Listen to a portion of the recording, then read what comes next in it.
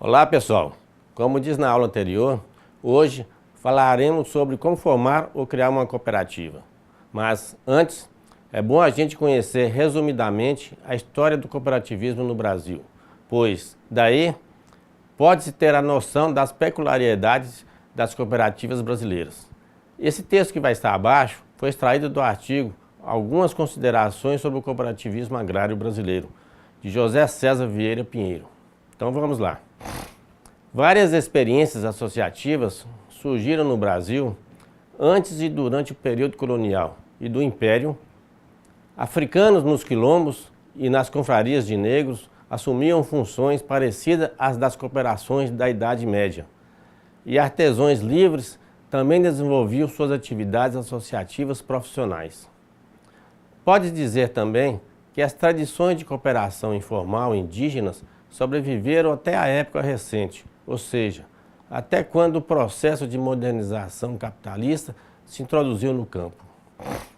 É importante destacar que, durante o período do Império, na região de imigrantes europeus, houve diversas experiências de associações econômicas já inspiradas em modelos cooperativistas, como nas recomendações favoráveis à organização cooperativa do padre José Maria Jacobs, que tinha uma forte atuação junto à imigração alemã de Blumenau, Santa Catarina.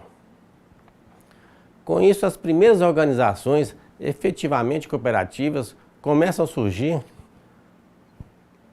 Na sua expressão rocheliana, o cooperativismo brasileiro se originou com a implantação das primeiras cooperativas de consumo em 1891, em Limeira, São Paulo, se estendendo por várias cidades brasileiras.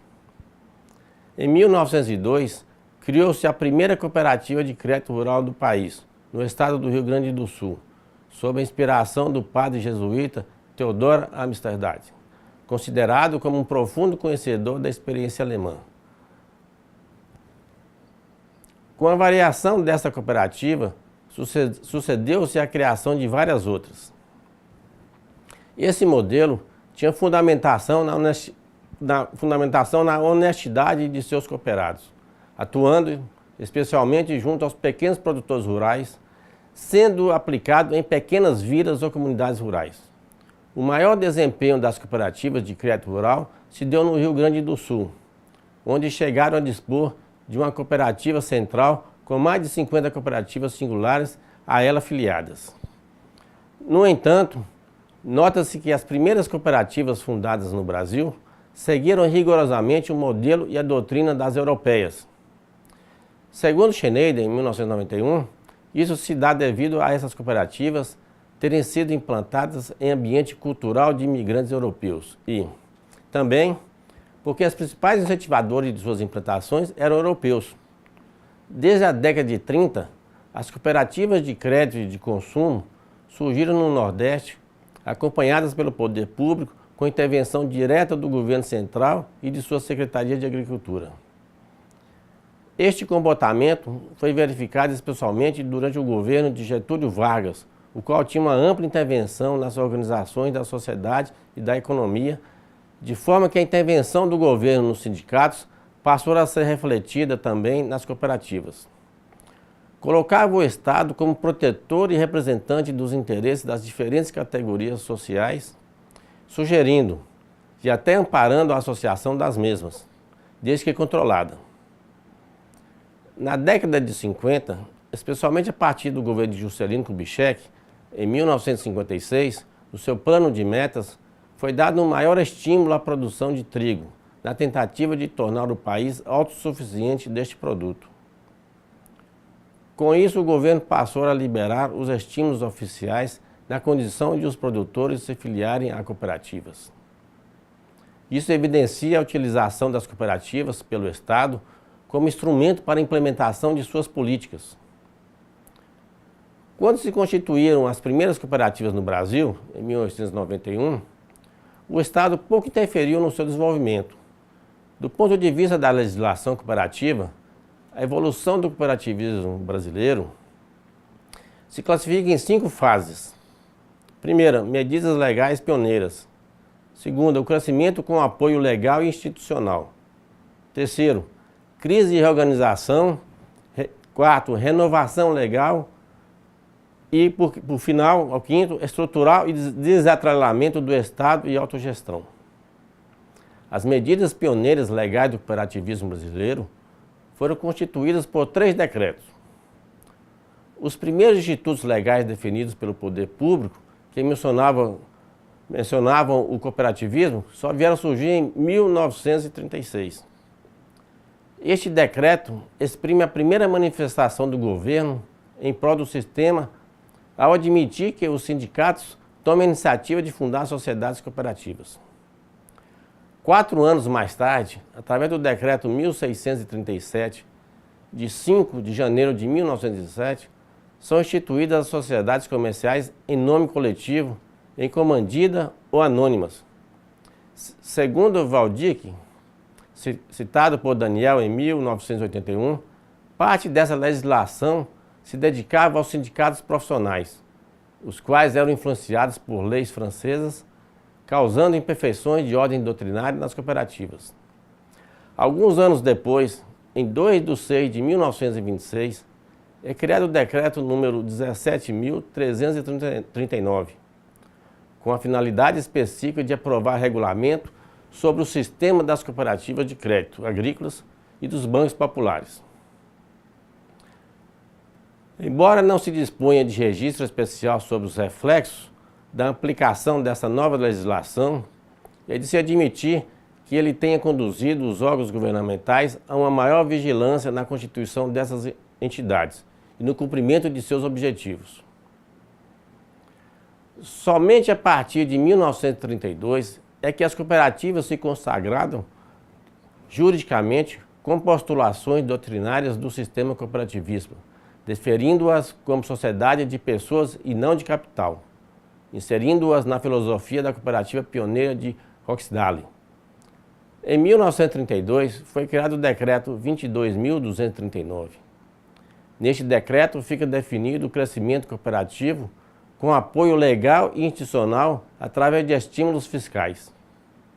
Este decreto tratava-se de um instrumento legal perfeitamente identificado com os anseios do movimento cooperativo da época. Pouco tempo depois, sofreu várias revogações. Permaneceu em vigor até 1966. Depois disso, em 1891, segundo Daniel, torna-se desnecessário salientar as implicações e os prejuízos para o sistema cooperativo dessa marcha e contramarcha sobre sua legislação específica, à base de mais de interesse de grupos do que mesmo de atendimento de suas reais necessidades. Na visão de Bennett, em 1985, o cooperativismo foi, no período de 1930 a 1937, concebido e utilizado pelo Estado como instrumento básico de um programa global de organização e desenvolvimento da sociedade agrária. Este comportamento provocou fortes relações Estado-cooperativismo. Esse momento da história da intervenção estatal no cooperativismo só será entendido considerando-se, de um lado, a profunda crise de natureza econômica, política e social vivida pela sociedade brasileira a partir de meados da década de 20, e, de outro lado, a ideologia e a natureza do Estado emergente da Revolução de 30. De fato, o dinamismo da economia brasileira, até os fins da década de 20, dependia essencialmente do desempenho da agricultura de exportação, baseada nos negócios do café. No entanto, com a crise do setor cafeeiro, a Grande Depressão de 1929-33 e um excesso da capacidade produtiva do setor, houve uma queda geral na atividade econômica. O impulso decisivo para o processo de industrialização no Brasil foi representado pela crise de 29 e pelos problemas de superprodução que acompanharam as atividades cafeeiras ao longo de praticamente toda a década de 30. O período de crise e organização do cooperativismo é marcado a partir da segunda metade da década de 60. O centralismo estatal e a perda dos incentivos fiscais são as principais características desse período. Isso foi possibilitado através do Decreto-Lei nº 59, de 21 de 11 de 1966, que dispõe sobre a reorganização do Banco Nacional de Crédito Cooperativo, o BNCC, famoso BNCC. Até 1971, a referida legislação significou novo período de intervenção do Estado. Várias medidas de cancelamento de estímulos às cooperativas foram estabelecidas. O Estado chamou para si a incumbência de orientar a política nacional de cooperativismo. No início da década de 1970, dá-se o período de renovação legal e estrutural. A Lei nº 5.764 introduziu inovações que possibilitaram a renovação das estruturas e dos instrumentos cooperativistas. Esta lei constituiu um importante marco na legislação cooperativa nacional, regulamentando não apenas as sociedades cooperativas em si, mas o próprio sistema cooperativo, numa visão ordenada de conjunto. No início dos anos 80, a Lei 6.981, de 30 de março de 1982, criou modificações na Lei 5.764.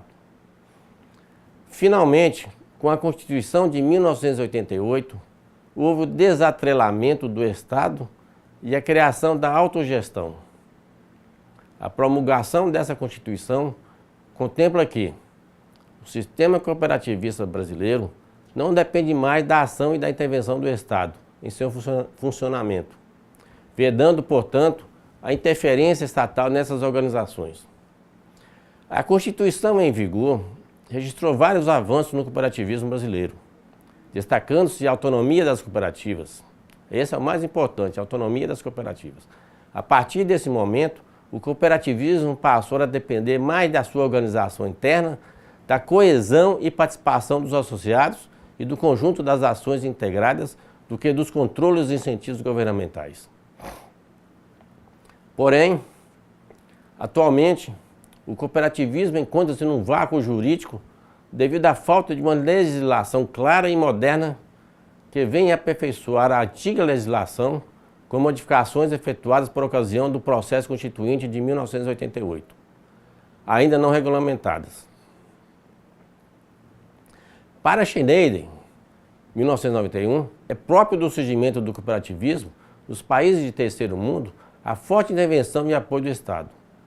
Este apoio cooperativista funciona como regulador técnico e financeiro, especialmente no período de implantação das cooperativas, sendo capaz de garantir, junto às faixas populacionais de baixa renda, o surgimento dessas organizações. Para ele, as razões da interferência do Estado não são meramente justificáveis, já que a formação de dirigentes com o mínimo de conhecimento técnico-administrativo e comerciais para desenvolver um processo de autocapitalização cooperativa é quase impossível. Daí a importância da atuação do Estado na fase inicial das cooperativas, até que elas tenham condições de autogestão administrativa e financeira.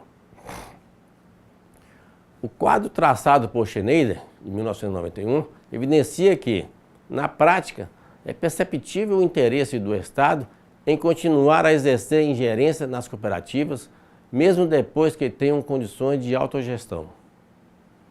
Benetti, em 1985, coloca que é importante notar que a intervenção estatal no cooperativismo, principalmente o agrário, deve ser entendida como uma forma de intervenção na própria agricultura. Em formações sociais de desenvolvimento capitalista tardio, onde a agricultura se encontra atrasada em relação à economia industrial e onde existem, além disso, setores produtivos integrados por pequenos produtores, o cooperativismo é um instrumento institucional utilizado pelo Estado para romper certas condições de atraso do desenvolvimento agrícola. As cooperativas transformam-se assim em órgãos de repasse das políticas de fomento às atividades agropecuárias, ao mesmo tempo em que desenvolvem certas atividades que, teoricamente, fariam parte das funções de acumulação do Estado capitalista. Benetti, em 1985. Desde o final da década de 30, o Estado influenciou de forma marcante no cooperativismo brasileiro, com o objetivo de colocar as cooperativas dentro das metas nacionais de desenvolvimento. Atitudes diferentes e contraditórias foram apresentadas pelo Estado brasileiro em relação ao movimento cooperativista. Através de legislação específica, o Estado conferiu ampla autonomia às cooperativas. Como o regime político vigente no país na época era de natureza centralizadora, essa autonomia teve pouca duração. A partir de 1937, a liberdade de organização e funcionamento do cooperativismo passou a ser fiscalizado pelo Ministério da Fazenda, Trabalho, Indústria e Comércio. No entanto, nenhuma das interferências anteriores provocou tantas transformações quanto a ação estatal em direção ao cooperativismo no processo de modernização tecnológica da agricultura, que coincide com o regime militar de 64 a 85. Nesse período, o Estado buscava a estabilidade da economia através do desempenho da agricultura. Por outro lado, alguns acontecimentos importantes mudaram a atuação do cooperativismo brasileiro. O 10º Congresso Brasileiro de Cooperativismo discutiu a questão da autogestão do cooperativismo.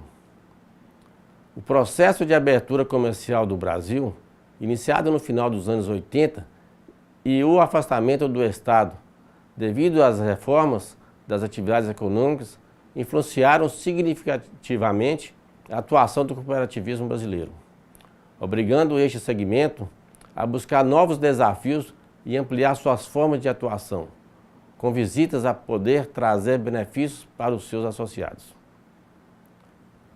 Neste novo cenário de atuação, é importante considerar o comportamento doutrinário cooperativista. Segundo Bialoskovski, em 2000, todas essas preocupações devem ser analisadas sob a ótica dos princípios doutrinários, onde o foco principal foi e sempre deverá ser o cooperante e a função social do empreendimento. Nos últimos anos, o Estado brasileiro tem a sua presença no cooperativismo principalmente através do crédito rural. Vejamos então. A política de crédito rural se manifestou como uma das formas mais marcantes da ingerência do Estado sobre o cooperativismo brasileiro. Segundo Schneider, em 1991, isso pode ser considerado se considerar o esforço do governo na instrumentalização das cooperativas agrícolas, mediante suas políticas de modernização e desenvolvimento da economia rural e das políticas de exportação. O primeiro passo foi a criação da Carteira Agrícola Industrial, a CREAI, criada em 1939, junto ao Banco do Brasil, objetivando uma maior facilidade e agilização nas concessões de empréstimos.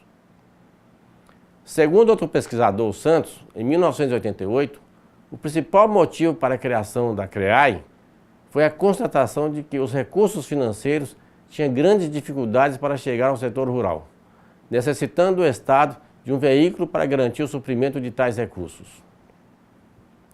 No início da década de 50, especialmente com a regulamentação do CREAI em 1952, amplas transformações foram criadas, tais como linhas de financiamento para a comercialização agrícola, linhas de repasse para as cooperativas e para as construções de escolas em propriedades rurais, empréstimos para investimentos e condições especiais para pequenos produtores. A partir da política de controle do comércio exterior, via ágio e bonificações, em dezembro de 1953, o governo criou recursos que supriram substancialmente as operações rurais, ocasionando uma rápida expansão dos créditos para a agricultura. Posteriormente, com a Lei nº 4.829/6511, foi institucionalizado no Brasil o crédito rural, com modalidades especiais para as cooperativas, beneficiando os pequenos produtores rurais com o crédito e os investimentos ou o custeio e a comercialização para a produção. Para Santos, em 1988, com a diversificação nas taxas de juros, notou-se um maior favorecimento do pequeno produtor em relação ao grande, das regiões Norte e Nordeste em relação às demais e do crédito de custeio em relação ao crédito de investimento.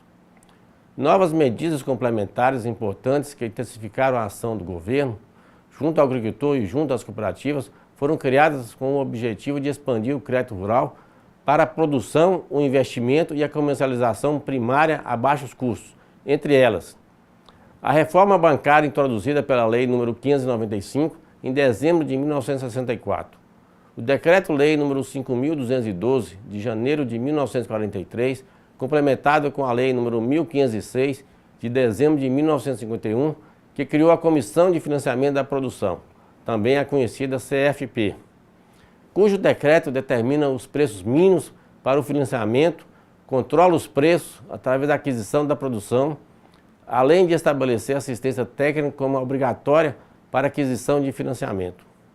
Item 3. A criação do Programa de Garantia da Atividade Agropecuária, o conhecido PROAGRO, que livraria o produtor rural de pagar o crédito quando sua safra for frustrada. Item 4. Resolução do Banco Central que obrigava os bancos privados a utilizarem 10% dos depósitos livres dos depositantes em crédito rural, passando posteriormente esse valor para 15%, e sobre os quais não se pagaram juros e nem correção monetária, garantindo ao governo evitar transferências de recursos do orçamento oficial para o crédito rural. O quinto, e por último, a concessão de crédito via cooperativa que favorecia tanto o pequeno produtor como aos próprios bancos, que emitem apenas um cheque em nome da cooperativa. A partir dos anos 70 e início dos anos 80, ocorreram várias transformações nas bases técnicas da produção agrícola, caracterizando um padrão moderno de produção capitalista. Durante esse processo de implementação tecnológica, as cooperativas agrícolas foram, de certa forma, melhor assistidas, uma vez que o Estado disponibilizava os recursos. Entretanto, com a aceleração dos aumentos dos preços praticados no Brasil, a partir de 1979, houve uma elevação das taxas de juros no programa de crédito rural. A concessão de crédito passou a ser proporcional ao tomador, no caso de empréstimos maiores, e se exigia uma maior participação dos recursos próprios. A base de sustentação do crédito rural subsidiado diluiu-se, ocorrendo uma desastrosa redução no seu volume. A partir daí, os recursos disponíveis passaram a ser disputados em iguais condições, tanto pelas cooperativas agrícolas como por diferentes empresas. Nesse novo cenário, mais competitivo, mais dinâmico e sem protecionismo, as cooperativas aos poucos começaram a demonstrar sinais claros de esgotamento na capacidade de gerar sobras e, consequentemente, limitadas possibilidades de manter as mesmas taxas de crescimento apresentadas anteriormente. Data de 1984, em que o quadro descritivo se agravou com a supressão dos subsídios creditícios e das taxas de juros privilegiadas, de que se beneficiava especialmente o pequeno produtor, levando os financiamentos do Sistema Nacional de Crédito Rural, o SNCR, a sofrerem uma redução para 1.585.424 contratos. O quadro acima descrito, segundo Souza Júnior, de 1986, agravou-se com as medidas adotadas pelo governo em 1984, decidindo pela redução das operações contratadas pelo Banco do Brasil. Através dos estímulos do crédito rural, principalmente às cooperativas, o governo levou grandes vantagens, pois em 1982 as cooperativas contribuíram com 14,45% e em 1983 com 12,02% do total das exportações brasileiras de soja, mas participavam apenas em 9% do total do crédito rural em 1986. Com as mudanças na política agrícola, muitas cooperativas agrícolas de trigo e soja passaram por grandes crises econômicas e financeiras e passavam a reivindicar do poder público mudanças internas e administração mais participativa e transparente. E isso, de acordo com Schneider, em 1991, procurou mostrar que o repasse de crédito oficial, através das cooperativas, é um importante passo a ser seguido, destacando a facilidade de acesso do pequeno produtor rural ao crédito, enfatizando que essa medida representa uma maior democratização dos financiamentos e subsídios. Para ilustrar a importância do repasse do crédito ao pequeno produtor rural, através da cooperativa, um estudo de caso realizado por Cunha Filho em 1996 sobre o desempenho de uma cooperativa agrícola, Camisg, nas operações de crédito e comercialização, mostra que o financiamento bancário, através do crédito rural, via cooperativa, se apresentou como forma primordial de organização do processo do trabalho dos empreendimentos agrícolas irrigados e como um processo transformador dos colonos irrigantes, os associados, que sistematicamente passam a utilizar o crédito oficial por estimular na organização das unidades produtivas o desenvolvimento através de uma lógica diferente.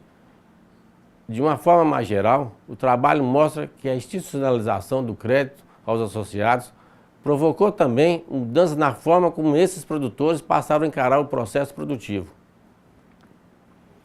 O trabalho mostra ainda que um dos aspectos mais importantes da transformação social ocorrida na localidade, no perímetro lá, em que está localizada a cooperativa, é a reorganização do processo produtivo, com a utilização do crédito associada à reestruturação da cooperativa, cuja consolidação para que as relações sociais cresçam e se desenvolvam depende em grande parte da credibilidade e do desempenho organizacional e político por parte dos associados. Entretanto, observa-se que, embora os trabalhadores percebam a importância da prática associativa, pouco notam que o desempenho da cooperativa está diretamente relacionado ao apoio à credibilidade e à participação dos próprios associados. Neste particular, o problema fundamental não é a falta de conscientização, mas o nível de instrução do associado e pouco conhecimento para atender aos procedimentos gerenciais da cooperativa. Neste sentido, Neto, no ano 2000, sugere a existência de um órgão especializado para treinamento e capacitação de modo a possibilitar uma melhor formação do cooperado. Ao analisar as várias tentativas de desenvolvimento no meio rural brasileiro, feitas pelo Estado através do crédito rural, verifica-se que nem sempre obtiveram êxito. As ações, em sua maioria, eram executadas por organismos públicos nacionais, com pouca participação das comunidades e dos governos locais. Este comportamento fazia com que houvesse pouca articulação entre os projetos de desenvolvimento rural e as políticas macroeconômicas, com poucas possibilidades de flexibilização. A ineficácia na condução das políticas públicas voltadas para a agricultura constitui-se uma das principais causas da falta de articulação entre o plano nacional e o local. A implementação do modelo é viciada e beneficia poucos. Grandes estruturas envolvendo várias entidades e programas voltados para o meio rural geram enorme dispersão que confunde os usuários. Um conjunto complexo de agentes, representantes, funcionários, procedimentos, normas e regulamentos debilitam as relações entre o Estado, os beneficiários, os agricultores, as cooperativas, os associados e etc. E as comunidades locais. Ou seja, afastamento entre o nacional e o local.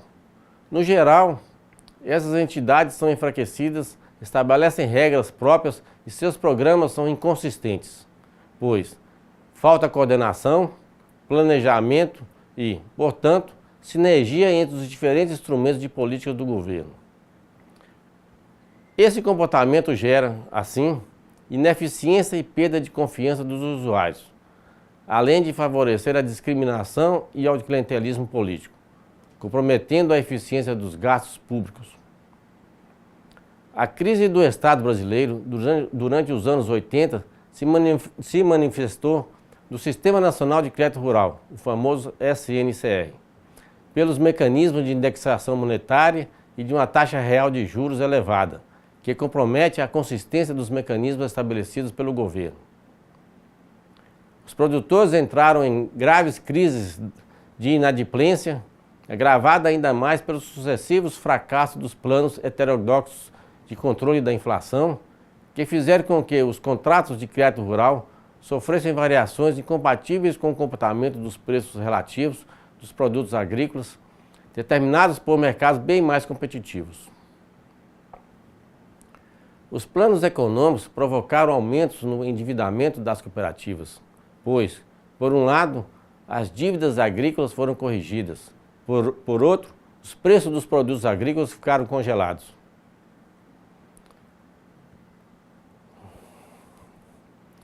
Diante desses resultados, o cooperativismo parte para reivindicar uma ação estatal de apoio. Como resposta, o governo federal criou o Programa de Revitalização das Cooperativas, o também conhecido RECOP, que se constitui numa nova modalidade de interferência do Estado, ainda não bem definida. Ao tomar posse, o presidente Luiz Inácio Lula da Silva afirmou publicamente seu apoio ao cooperativismo. Em setembro de 2003, a Instrução Normativa número 358, editada pelo governo federal, eliminou a cobrança do PIS, CONFINS, para as cooperativas agropecuárias e de infraestrutura. Para as cooperativas, medida muito justa, apesar do benefício não ter sido estendido para todos os ramos do cooperativismo, de acordo com Machado Neto, em 2003. Neste cenário, o cooperativismo aponta para importantes modificações com discussões acerca das tendências do cooperativismo contemporâneo, estabelecidas pelos temas profissionalização da gestão, a formação de redes intercooperativas e educação cooperativista, e a responsabilidade social das cooperativas. Este texto foi extraído do artigo Algumas Considerações sobre o Cooperativismo Agrário Brasileiro, de José César Vieira Pinheiro e Miguel Henrique da Cunha Filho. Bem, após essa viagem pela história do cooperativismo brasileiro, você, aluno, que pretende assessorar um grupo interessado em fundar uma cooperativa ou mesmo se tornar um cooperado, terá condições de realizar o seu intento. Vamos em frente, portanto. Para formar uma cooperativa, é necessário, primeiramente, tomar a decisão de que, após o grupo definir o principal objetivo da cooperativa, eles, o grupo, devem entender que os interesses comuns devem ser tratados de forma conjunta. Depois, buscar informações com vistas a confirmar a viabilidade da formação da cooperativa, pois a sua criação fará com que cada cooperado assuma um compromisso econômico e social.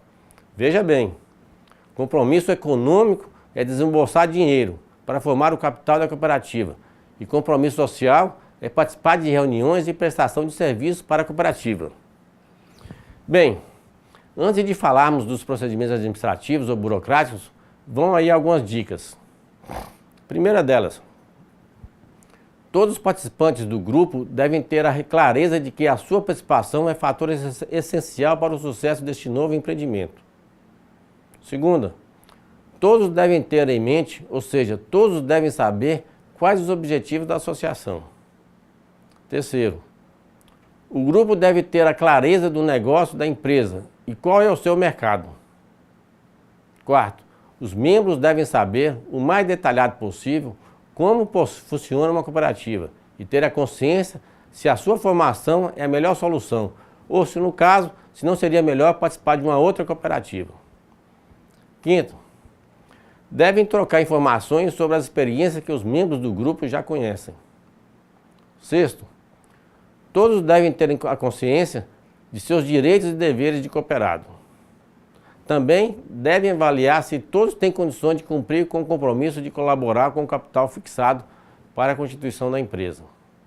Veja bem, o capital é definido, logicamente, depois que uma comissão provisória tenha levantado uma previsão do custo da sua implantação. Oitavo, o grupo deve avaliar se o capital sugerido pela comissão é suficiente.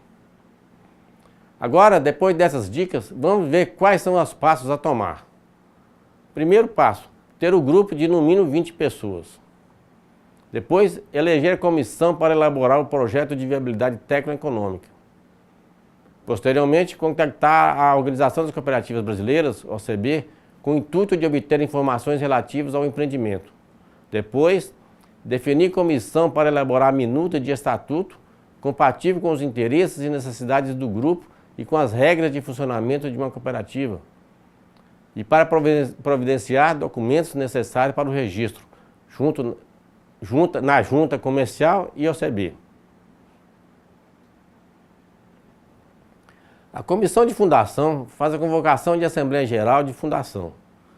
De posse da ata da Assembleia, assinada por todos os associados fundadores e de outros documentos solicitados, a Comissão registra a sociedade cooperativa perante o cartório de títulos e documentos e perante a Junta Comercial. Abaixo, modelo de requerimento junto ao cartório. Requerimento ao cartório do registro de títulos e documentos. Excelentíssimo senhor oficial do cartório do registro de títulos e documentos. Associação, aí você põe o nome da associação, né? Põe o nome da cidade, né? Com sede nessa cidade, a rua tal, tal, tal, tal, né? O número da rua. Por seu diretor-presidente, abaixo assinado, aí você põe o nome do diretor-presidente, né? A qualificação dele, o endereço residencial, juntamente com o advogado, põe o nome do advogado, o seu registro na OAB, né? Mais algumas informações, CPF e tudo. Vem requerer a Vossa Senhoria se dignem a determinar seu registro como sociedade civil, motivo pelo qual anexa os seguintes documentos. Quais são os documentos que devem ser anexados? Ata da fundação assinada pelo diretor-presidente, com firma reconhecida. Estatuto social aprovado, assinado pelo diretor-presidente, com firma reconhecida. Isso é importante, firma reconhecida. Relação da diretoria atual com os nomes, nacionalidade, estado civil e profissão de seus membros, assinada pelo diretor-presidente, com firma reconhecida também, todos firma reconhecida. Relação dos sócios fundadores com os nomes, nacionalidade, estado civil, profissão dos mesmos, assinada pelo diretor-presidente. 2 exemplares do Diário Oficial do Estado, em que constou a publicação do extrato do Estatuto, devidamente assinada com uma flecha. Aí no final você pede deferimento, coloca a localidade, data e assina, e assinatura do diretor-presidente e do advogado com firmas reconhecidas, como diz anteriormente. Uma observação: todas as folhas deverão ser rubricadas com vistas a garantir a sua originalidade e o seu integral teor. É necessário constar no requerimento a relação da diretoria e dos sócios fundadores com o intuito de oficializar o corpo, ou seja, seus membros, que constituem a referida sociedade, e os seus legais gestores e representantes. Após o registro no cartório e na junta comercial, a comissão requer, através de requerimento escrito ou formal, o registro junto à OCB, a Organização das Cooperativas Brasileiras, acompanhado dos seguintes documentos: cópia do Estatuto, cópia do CNPJ, cópia da ata de fundação e comprovante de pagamento de taxa de registro e de contribuição sindical. Até agora tratamos do ambiente externo do empreendimento. E como a cooperativa já foi fundada, supondo que ela já foi fundada, trataremos a partir de agora do seu ambiente interno. Primeiramente, vamos descrever a sua estrutura. Uma cooperativa tem a seguinte estrutura básica. Primeiro, a Assembleia Geral, né, que é o órgão máximo da cooperativa, que, conforme o prescrito na legislação e no Estatuto Social, tomará toda e qualquer decisão de interesse da sociedade. Além da responsabilidade individual, o cooperado tem a responsabilidade coletiva, que se expressa pela reunião de todos ou da maioria nas discussões e nas deliberações. A reunião da Assembleia Geral dos Cooperados, dependendo da ocasião, é denominada de Assembleia Geral Ordinária, que é realizada obrigatoriamente uma vez por ano, no decorrer das 3 primeiros meses após o encerramento do exercício social, para deliberar sobre, primeiro, prestação de contas, relatórios, planos de atividades, destinação de sobras, fixação de honorários, se for o caso, cédula de presença, eleição do Conselho de Administração e Fiscal e quaisquer assuntos de interesse dos cooperados. E a segunda Assembleia é a Assembleia Geral Extraordinária, que realizar-se-á sempre que necessário e poderá deliberar sobre qualquer assunto de interesse da cooperativa. É de dependência exclusiva da AGE a deliberação sobre a reforma do Estatuto, sobre fusão, incorporação e desmembramento, mudanças de objetivos e dissolução voluntária da cooperativa. Fazem também parte da estrutura de uma cooperativa os conselhos de administração, fiscal e consultivo, ou comitê, né? Você pode ter um conselho consultivo ou um comitê educativo. Falaremos agora sobre cada um deles. Conselho de Administração é o órgão superior da administração da cooperativa. É de sua competência a decisão sobre qualquer interesse da cooperativa e de seus cooperados, no termo da legislação e do Estatuto Social e das determinações da Assembleia Geral. O Conselho de Administração será formado por cooperados no gozo de seus direitos sociais, com mandatos de duração de no máximo 4 anos e de renovação conforme determinado pelo Estatuto Social. Conselho Fiscal é formado por 3 membros efetivos e 3 suplentes, eleitos para a função de fiscalização da administração, das atividades e das operações da cooperativa, examinando livros e documentos, entre outras atribuições.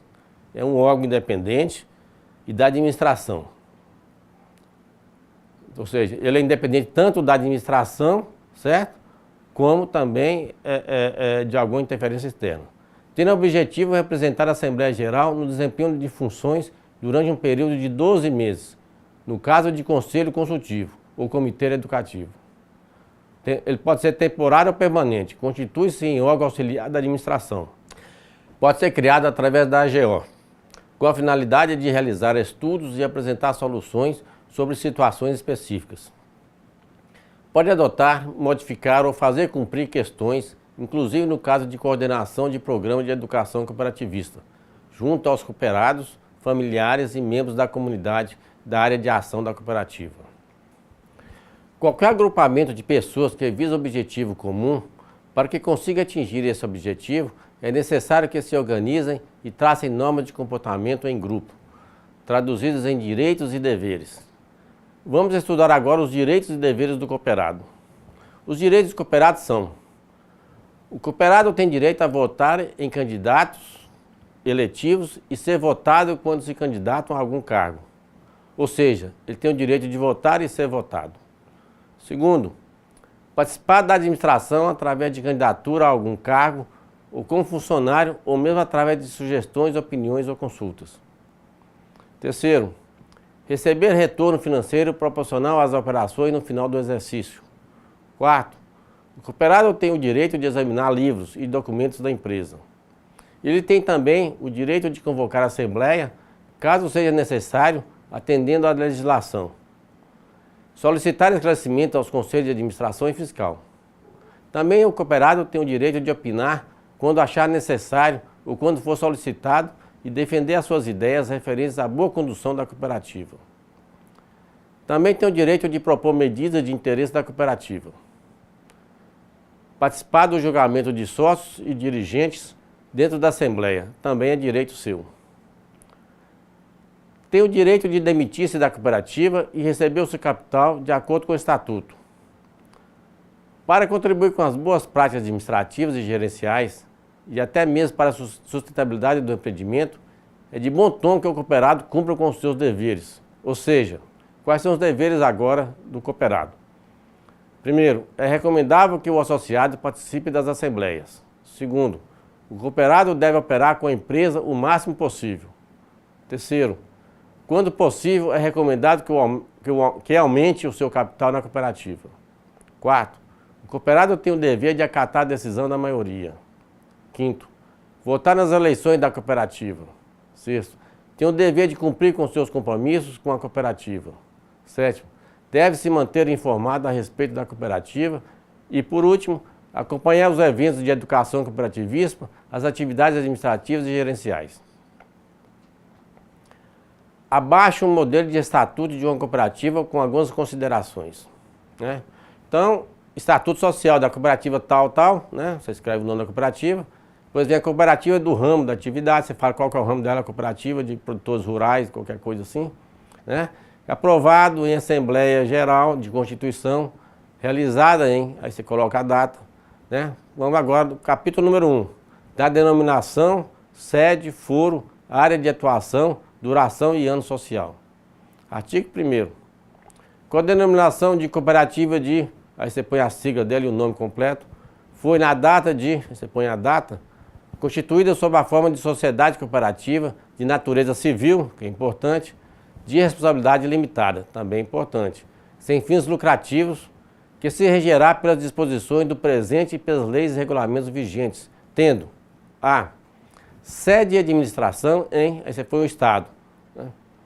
Foro jurídico na comarca de, você põe qual é a comarca, de qual estado também é essa comarca. C, área de ação para efeito de admissão de cooperados, abrangendo, aí você coloca o nome dos municípios. D, prazo de duração indeterminado e ano social compreendido no período de 1º de janeiro a 31 de dezembro, né? O ano civil. Importante. A responsabilidade é limitada, tem interesse econômico, mas não visa lucro. Esse é os detalhes desse capítulo. Capítulo 2, dos objetivos sociais. Artigo 2º. A cooperativa objetiva congregar agricultores, e pode ser pecuaristas, qualquer outro tipo de atividade, de sua área de ação, realizando o interesse econômico dos mesmos através das seguintes atividades. Por exemplo, a. Receber, transportar, classificar, padronizar, armazenar, beneficiar, industrializar e comercializar a produção de seus cooperados, registrando suas marcas, se for o caso. B. Adquirir e repassar aos cooperados bens de produção e insumos necessários ao desenvolvimento de suas atividades. Pode colocar também lá, prestar assistência tecnológica ao quadro social em estreita colaboração com órgãos públicos atuantes no setor. Fazer, quando possível, adiantamento em dinheiro sobre o valor dos produtos recebidos dos cooperados, ou que ainda estejam em fase de produção. Um outro item você pode colocar também, obter recursos para financiamento de custeio de lavouras e investimentos dos cooperados. Promover com recursos próprios ou convênios a capacitação cooperativista e profissional do quadro social, funcional, técnico, executivo e diretivo da cooperativa. Pode colocar também, prestar outros serviços relacionados com a atividade econômica da cooperativa. Aí você pode acrescentar alguns parágrafos. A cooperativa poderá participar societariamente de empresas não cooperativas para desenvolver atividades complementares de interesse do quadro social. Um outro tipo de parágrafo. A cooperativa poderá, quando houver capacidade ociosa, operar com terceiros até o limite de 30% ou 100% do maior montante das transações realizadas nos 3 últimos exercícios. Um outro exemplo de parágrafo. A cooperativa poderá filiar-se a outras cooperativas congêneres quando for do interesse do quadro social. Mais um outro parágrafo. A cooperativa realizará suas atividades sem finalidade lucrativa própria e sem discriminação política, religiosa, racial e social. Então, esses aí são alguns exemplos que você pode colocar dentro desse capítulo. Capítulo 3, dos cooperados. Artigo 3º. Poderá associar-se à cooperativa, salvo se houver a impossibilidade técnica de prestação de serviços, qualquer pessoa que se dedique à atividade objeto da entidade, por conta própria, em imóvel de sua propriedade ou ocupado por processo legítimo, dentro da área de ação da cooperativa, podendo dispor livremente de si e de seus bens, sem prejudicar os interesses e objetivos da cooperativa, nem colidir com os mesmos. Aí você pode acrescentar um parágrafo aí. Os números de cooperados não terá limite, quanto ao máximo, mas não poderá ser inferior a 20 pessoas físicas. Isso é pela lei. Um artigo 4º. Para associar-se, o interessado preencherá a ficha de matrícula com a assinatura dele e de mais 2 testemunhas, bem como a declaração de que optou livremente por associar-se conforme normas constantes do regimento interno da cooperativa. Aí você pode colocar alguns parágrafos. Caso o interessado seja membro de outra cooperativa, deverá apresentar carta de referência por ela expedida. O segundo parágrafo. O interessado deverá frequentar com aproveitamento um curso básico de cooperativismo que será ministrado pela cooperativa ou outra entidade.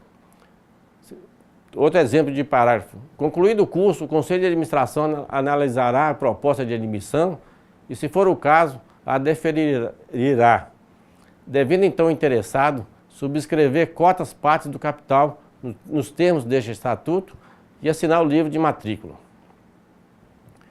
Temos um outro parágrafo como exemplo.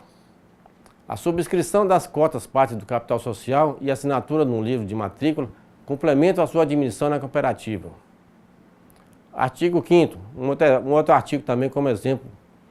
Cumprido o que dispõe o artigo 4º, o cooperante adquire todos os direitos e assume todos os deveres decorrentes da lei, deste estatuto, do Código de Ética, se houver, claro, e das deliberações tomadas pela cooperativa. Artigo 6º. São direitos do cooperante participar das Assembleias Gerais, discutindo e votando os assuntos que nela forem tratados. Propor ao Conselho de Administração, ao Conselho Fiscal ou às Assembleias Gerais medidas de interesse da cooperativa. Um outro exemplo. solicitar o desligamento da cooperativa quando lhe convier, ou solicitar informações sobre seus débitos e créditos. Também pode ser colocado solicitar informações sobre as atividades da cooperativa e, a partir da data de publicação do edital de convocação da Assembleia Geral Ordinária, consultar os livros e peças do balanço geral no caso aí, né? Que deve estar à disposição do cooperante na sede da cooperativa. Temos alguns parágrafos também de modelo. A fim de serem apreciadas pela Assembleia Geral, as propostas dos cooperados referidas em B deste artigo deverão ser apresentadas ao Conselho de Administração com antecedência mínima de 1 mês e constar do respectivo edital de convocação. Um outro parágrafo. As propostas subscritas por pelo menos 1/5 dos cooperados serão obrigatoriamente levadas pelo Conselho de Administração à Assembleia Geral e, não o sendo, poderão ser apresentadas diretamente pelos cooperados proponentes. Um outro artigo 7º no caso. São deveres do cooperante subscrever e integralizar as cotas partes do capital nos termos deste estatuto e contribuir com as taxas de serviço e encargos. Encargos esses operacionais, né, que forem estabelecidos. B. Cumprir com as disposições da lei, do estatuto e, se houver, do Código de Ética, bem como respeitar as resoluções tomadas pelo Conselho de Administração e as deliberações das Assembleias Gerais. Um terceiro item. Satisfazer pontualmente seus compromissos com a cooperativa, dentre os quais o de participar ativamente da sua vida societária e empresarial. Um outro item. Realizar com a cooperativa as operações econômicas que constituam sua finalidade. Mais um outro. Prestar à cooperativa informações relacionadas com as atividades que lhe facultaram se associar. Mais um. Cobrir as perdas do exercício, quando houver, proporcionalmente às operações que realizou com a cooperativa, se o fundo de reserva não for suficiente para cobri-las. Um outro. Prestar à cooperativa esclarecimentos sobre as suas atividades. Também, levar ao conhecimento do Conselho de Ética, se houver, ou ao Conselho de Administração ou o Conselho Fiscal, a existência de qualquer irregularidade que atente contra a lei e o Estatuto, e se houver, do Código de Ética. Um outro. Zelar pelo patrimônio material e moral da cooperativa. Um outro artigo como exemplo, que é o artigo 8º. O cooperante responde subsidiariamente pelos compromissos da cooperativa até o valor do capital por ele subscrito e o montante das perdas que ele couber. Então, quais são os detalhes importantes nessa parte aí, nesse artigo? Se a cooperativa tem prejuízo, o cooperado banca esse prejuízo com seu patrimônio, proporcionalmente, é lógico, é claro, ao valor do seu capital. Artigo 9º. As obrigações dos cooperados falecidos, contraídas com a cooperativa e as oriundas de sua responsabilidade como cooperante, em face a terceiros, passam aos herdeiros, prescrevendo, porém, após o ano do dia da abertura da sucessão. O que é importante o que foi dito acima? Os herdeiros são responsáveis pelas dívidas do cooperado com a cooperativa e da cooperativa com terceiros. Pode-se acrescentar um parágrafo. Os herdeiros do cooperante falecido têm direito ao capital integralizado e demais créditos pertencentes ao decujus, assegurando-lhes o direito de ingresso na cooperativa. Então, os filhos do cooperado falecido, se se interessarem, eles podem entrar, fazer parte da cooperativa. Um outro artigo, como exemplo, que é o artigo 10º. A demissão do cooperante dá-se-á a seu pedido formalmente dirigido ao Conselho de Administração ou da cooperativa. Não poderá ser negado. Artigo 11. Eliminação do cooperante, que será realizada em virtude de infração de lei, do Código de Ética ou deste Estatuto, será feita pelo Conselho de Administração após 2 advertências por escrito ou, se houver Código de Ética, conforme o regimento interno do Conselho de Ética da cooperativa. Exemplo de parágrafo. O Conselho de Administração poderá eliminar o cooperante que manter qualquer atividade que conflite com os objetivos sociais da cooperativa, deixar de cumprir as obrigações por ele contratadas na cooperativa, deixar de realizar com a cooperativa as operações que constituem seu objetivo social. Parágrafo 2º. Cópia autêntica da decisão será remetida ao cooperante por processo que comprove as datas da remessa e do recebimento. Parágrafo 3º. O cooperante poderá, dentro do prazo de 30 dias, a contar da data do recebimento da notificação, interpor recurso que terá efeito suspensivo até a primeira Assembleia Geral, caso o regimento do Conselho de Ética não definir outros procedimentos. Artigo 12. A exclusão do cooperante será feita: primeiro, por dissolução da pessoa jurídica; segundo, por morte da pessoa física; também por incapacidade civil não suprida; também por deixar de atender aos requisitos estatutários de ingresso ou permanência na cooperativa. Artigo 13º. O ato de exclusão do cooperante, nos termos do inciso D do artigo anterior, será efetivado por decisão do Conselho de Administração, mediante termo firmado pelo presidente no documento de matrícula, com os motivos que o determinaram, e remessa de comunicação ao interessado, no prazo de 30 dias, por processo que comprove as datas de remessa e recebimento. Artigo 14. Em qualquer caso de demissão, eliminação ou exclusão, o cooperante só terá direito à restituição do capital que integralizou, devidamente corrigido, das sobras e de outros créditos que lhe tiverem sido registrados, não lhe cabendo nenhum outro direito. Você pode colocar um parágrafo: a restituição de que trata esse artigo somente poderá ser exigida depois de aprovado pela Assembleia Geral o balanço do exercício em que o cooperante tenha sido desligado da cooperativa. Parágrafo 2º. O Conselho de Administração da cooperativa poderá determinar que a restituição desse capital seja feita em até 10 parcelas, a partir do exercício financeiro que se seguir ao em que se deu o desligamento, quer dizer, o próximo exercício financeiro. Parágrafo 3º. No caso de morte do cooperante, a restituição de que trata o parágrafo anterior será efetuada aos herdeiros legais em uma só parcela, mediante a apresentação do respectivo formal de partilha ou alvará judicial. Um outro parágrafo: ocorrendo demissões, eliminações ou exclusões de cooperados em número tal que as restituições das importâncias referidas nesse artigo possam ameaçar a estabilidade econômico-financeira da cooperativa, esta poderá restituí-las mediante critérios que resguardem a sua continuidade. Um outro parágrafo: quando a devolução do capital ocorrer de forma parcelada, deverá manter o mesmo valor de compra a partir da Assembleia Geral ordinária que aprovou o balanço. No caso de readmissão do cooperante, o cooperante integralizar à vista e atualizado o capital correspondente ao valor atualizado da cooperativa por ocasião do seu desligamento.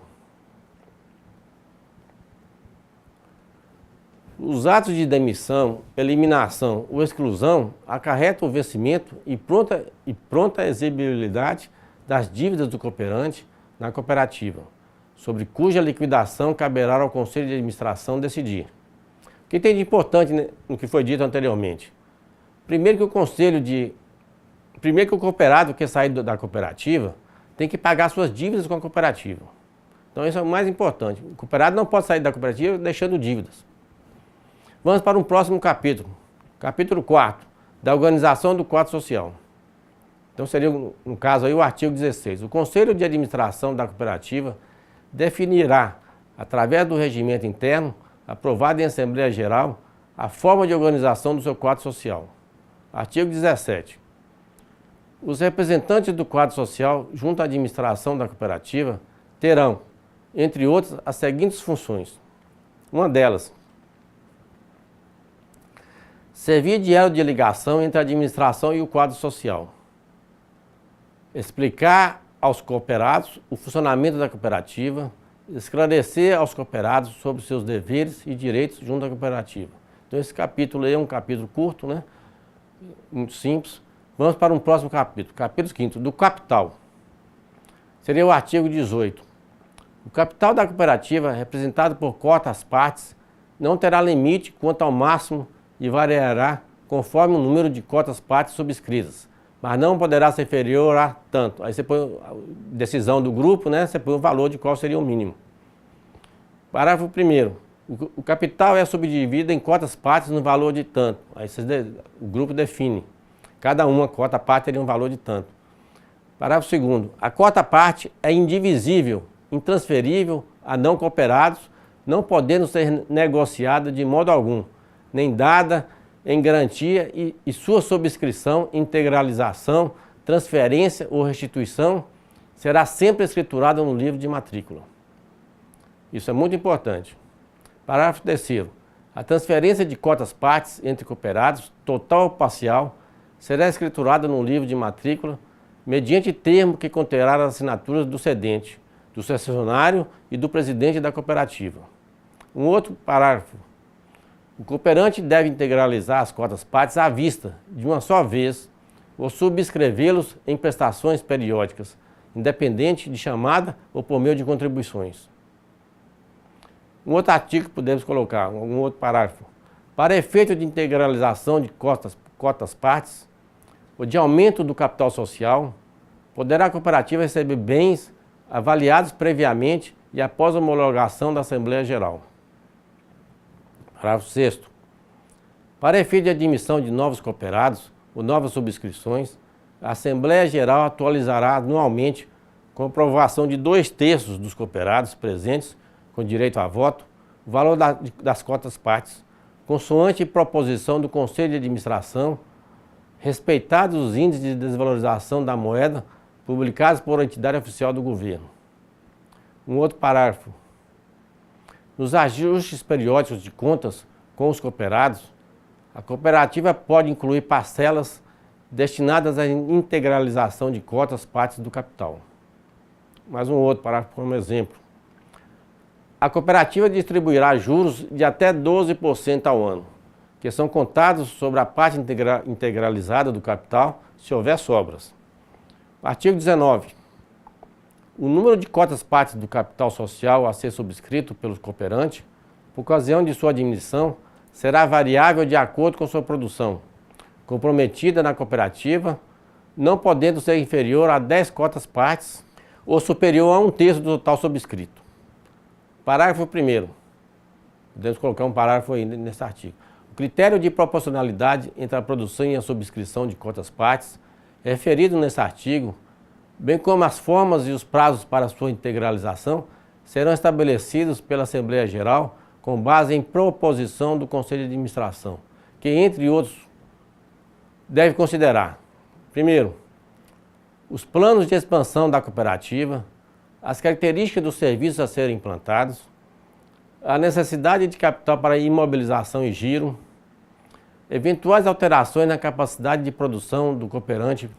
Parágrafo 2º, um outro parágrafo como exemplo.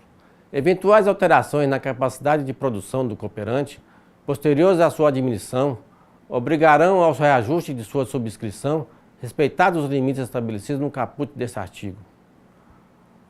Capítulo 6º. Da Assembleia Geral. Artigo 20. A Assembleia Geral dos Cooperados, ordinária ou extraordinária, é o órgão supremo da cooperativa, cabendo-lhe tomar toda e qualquer decisão de interesse da entidade.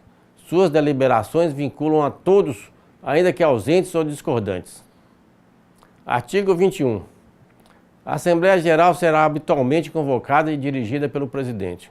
Pode colocar um parágrafo nesse artigo.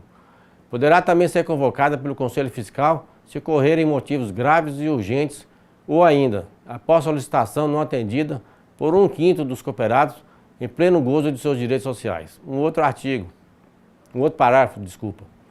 Não poderá votar na Assembleia Geral o cooperante que tenha sido admitido após a convocação ou infringir qualquer disposição do artigo 8º deste Estatuto. Artigo 22. Em qualquer das hipóteses referidas no artigo anterior, as Assembleias Gerais serão convocadas com antecedência mínima de 10 dias úteis, com horário definido para as 3 convocações, sendo de 1 hora o intervalo entre elas. Artigo 23. O quórum para instalação da Assembleia Geral é o seguinte: 2/3 do número de cooperados em condições de votar em primeira convocação. Metade mais um dos cooperados em segunda convocação. Mínimo de 10 cooperados em terceira convocação. Podemos colocar aí, então, um parágrafo. Para efeito de verificação do quórum de que trata esse artigo, o número de cooperados presentes em cada convocação serão contadas por suas assinaturas, seguidas do respectivo número de matrícula, apostas no livro de presença. Um outro parágrafo. Constatada a existência de quórum no horário estabelecido no edital de convocação, o presidente instalará a Assembleia e, tendo encerrado o livro de presença, mediante termo que contém a declaração do número de cooperados presentes, da hora do encerramento e da convocação correspondente, fará transcrever esses dados para a respectiva ata. Artigo 24. Não havendo quórum para instalação da Assembleia Geral, será feita nova convocação com antecedência mínima de 10 dias úteis. Parágrafo único. Se ainda assim não houver quórum para sua instalação, será admitida a intenção de dissolver a cooperativa, fato que deverá ser comunicado à respectiva organização da cooperativa estadual, OCE. Importante, o que é importante que foi dito em cima aí? Qualquer inobservância do rito para a realização da Assembleia, a mesma poderá ser anulada. Artigo 25. Dos editais de convocação das Assembleias Gerais deverão constar a denominação da cooperativa e o número de cadastro nacional de pessoas jurídicas, o CNPJ, seguidas da expressão convocação da Assembleia Geral Ordinária ou extraordinária, se for o caso. B. O dia e a hora da reunião em cada convocação, assim como o local da sua realização, o qual, salvo motivo justificado, será o da sede social. Um terceiro item. A sequência ordinal das convocações, a ordem do dia dos trabalhos com as devidas especificações, o número de cooperados existentes na data da sua expedição para efeito do cálculo do quórum de instalação. O outro item, data e assinatura do responsável pela convocação. Podemos colocar um parágrafo. No caso da convocação ser feita por cooperados, o edital será assinado no mínimo por 5 signatários do documento que a solicitou. Um outro parágrafo. Os editais de convocação serão fixados em locais visíveis das dependências, geralmente frequentadas pelos cooperados, publicados em jornal de circulação local ou regional, ou através de outros meios de comunicação. Artigo 26. É da competência das Assembleias Gerais, ordinárias ou extraordinárias, a destituição dos membros do Conselho de Administração ou do Conselho Fiscal. Parágrafo 1, podemos colocar aí. Ocorrendo destituição que possa se comprometer a regularidade da administração ou fiscalização da cooperativa, poderá a Assembleia Geral designar administradores e conselheiros fiscais provisórios, até a posse dos novos, cuja eleição se realizará no prazo máximo de 30 dias. Artigo 27. Os trabalhos das Assembleias Gerais serão dirigidos pelo presidente, auxiliado por um secretário, sendo por também convidados os ocupantes de cargos sociais a participar da mesa. Parágrafo 1º. Na ausência do secretário e de seu substituto, o presidente convidará outro cooperante para secretariar os trabalhos e lavrar a respectiva ata. Podemos colocar um outro parágrafo. Quando a Assembleia Geral não ter sido convocada pelo presidente, os trabalhos serão dirigidos por um cooperante, escolhido na ocasião e secretariado por outro, convidado por aquele, compondo a mesa dos trabalhos os principais interessados na sua convocação. Artigo 28. Os ocupantes de cargos sociais, como quaisquer outros cooperados, não poderão votar nas decisões sobre assuntos que a eles se refiram, direto ou indiretamente, entre os quais os de prestação de contas, mas não ficarão privados de tomar parte nos respectivos debates. Artigo 29. Nas Assembleias Gerais em que forem discutidos os balanços das contas, o presidente da cooperativa, logo após a leitura do relatório do Conselho de Administração, as peças contábeis e o parecer do Conselho Fiscal, solicitará ao plenário que indique um cooperante para coordenar os debates e a votação na matéria. Pode acrescentar aí um parágrafo. Transmitida a direção dos trabalhos, o presidente e demais conselheiros de administração e fiscal deixarão a mesa permanecendo no recinto à disposição da Assembleia Geral para os esclarecimentos que lhes forem solicitados. Parágrafo 2º. O coordenador indicado escolherá, entre os cooperados, um secretário para auxiliá-lo na redação das decisões a serem incluídas na ata pelo secretário da Assembleia. Logicamente, a Assembleia Geral que nós estamos falando, né? As deliberações das Assembleias Gerais somente poderão versar sobre assuntos constantes do edital de convocação e os que com eles tiverem imediata relação. Podemos colocar um parágrafo. Os assuntos que não constarem expressamente do edital de convocação e os que não satisfizerem as limitações deste artigo somente poderão ser discutidos após esgotada a ordem do dia, sendo que sua votação, se a matéria for considerada objeto de decisão, será obrigatoriamente assunto para a nova Assembleia Geral. Um outro parágrafo. Para a votação de qualquer assunto na Assembleia, deve-se averiguar os votos a favor, depois os votos contra e, por fim, as abstenções. Caso o número de abstenções seja superior a 50% dos presentes, o assunto deve ser melhor esclarecido antes de submetê-lo à nova votação, ou ser retirado da pauta, quando não é do interesse do quadro social. Artigo 31. O que ocorrer na Assembleia Geral deverá constar de ata circunstanciada, lavrada num livro próprio, aprovada e assinada ao final dos trabalhos pelos administradores e fiscais presentes por uma comissão de 10 cooperados designados pela Assembleia Geral. Um outro artigo, 32. As deliberações nas Assembleias Gerais serão tomadas por maioria de votos dos cooperados presentes com direito de votar, tendo cada cooperante direito a um só voto, qualquer que seja o número de suas cotas partes. Em regra, a votação será aberta, mas a Assembleia Geral poderá optar pelo voto secreto.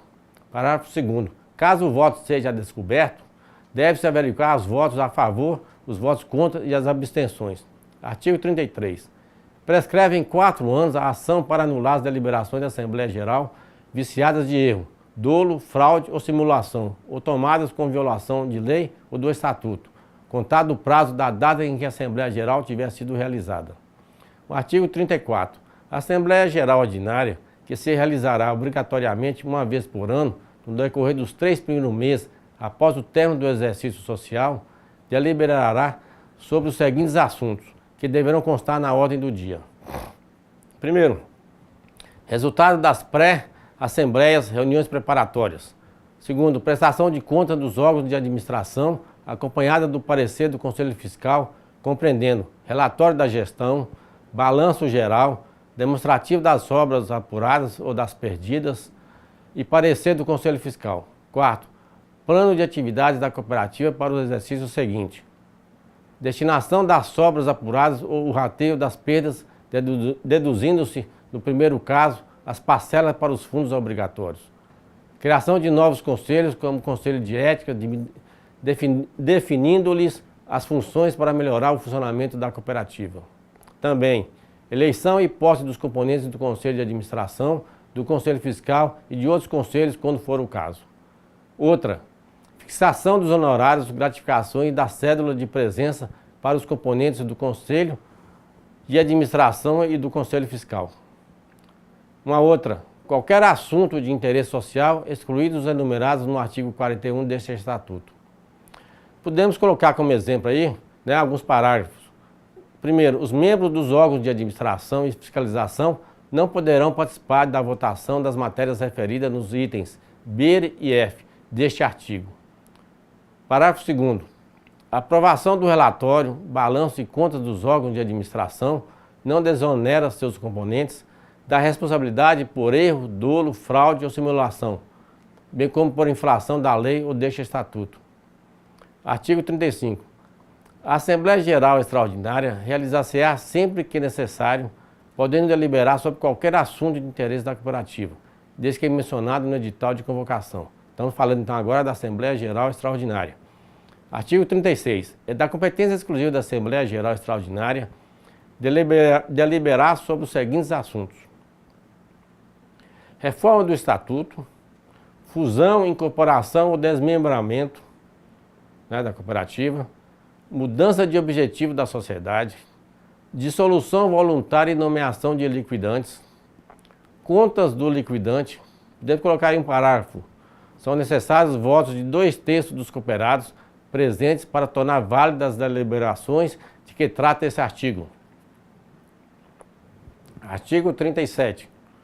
Sempre que for prevista a ocorrência de eleições em Assembleia Geral, o Conselho Fiscal, com antecedência pelo menos idêntica ao respectivo prazo da convocação, criará um comitê especial composto de 3 membros, todos não candidatos a cargos eletivos na cooperativa, para coordenar os trabalhos em geral relativos à eleição dos membros dos conselhos de administração fiscal e, se houver, de ética.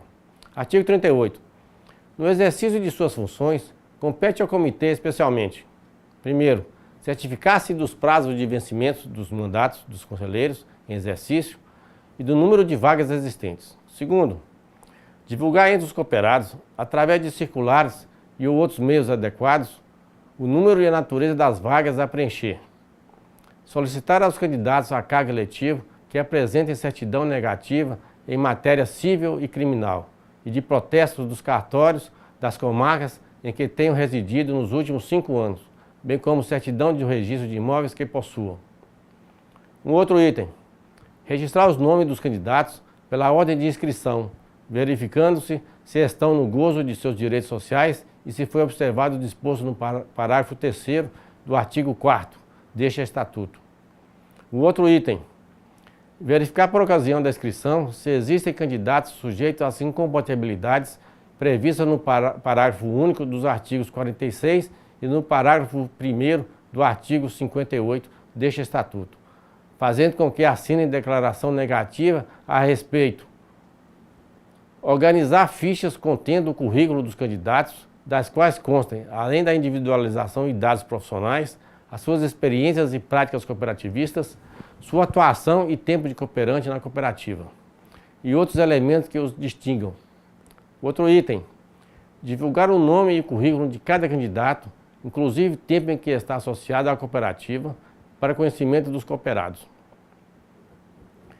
Realizar consultas e promover entendimentos para composição de chapas ou unificação de candidaturas, se for o caso. Estudar as impugnações prévias ou posteriormente formuladas por cooperados no gozo de seus direitos sociais, bem como as denúncias de irregularidades nas eleições, encaminhando suas conclusões no Conselho de Administração para que ele tome as providências legais.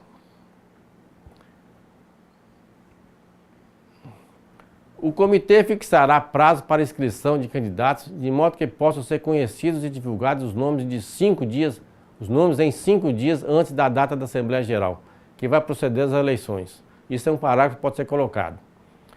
Um outro parágrafo: não se apresentando candidatos ou sendo seu número insuficiente, caberá ao comitê proceder à seleção entre os interessados que atendam às condições exigidas e que concordem com as normas e formalidades aqui previstas. Um artigo 39. O presidente da Assembleia Geral suspenderá o trabalho desta para que o coordenador do comitê dirija o processo das eleições e a proclamação dos eleitos. Podemos colocar alguns parágrafos nesse artigo. O transcurso das eleições e os nomes dos eleitos constarão da ata da Assembleia Geral. Um outro parágrafo: os eleitos para suprirem vacância nos conselhos de administração ou fiscal exercerão os cargos somente até o final dos mandatos dos respectivos antecessores. Um outro parágrafo: a posse ocorrerá sempre na Assembleia Geral em que se realizarem as eleições após encerrada a ordem do dia. Artigo 40. Não se efetivando nas épocas devidas a eleição de sucessores por motivo de força maior, os prazos dos mandatos dos administradores e fiscais em exercício consideram-se automaticamente prorrogados pelo tempo necessário até que se efetive a sucessão, nunca além de 90 dias. Artigo 41. São inelegíveis, além das pessoas impedidas por lei, os condenados à pena que vede ainda que, temporariamente, o acesso a cargos públicos ou por crime falimentar, prevaricação, suborno, concussão, peculato ou contra a economia popular, a fé pública ou a propriedade. Nós aí paramos no 6º capítulo, não é isso?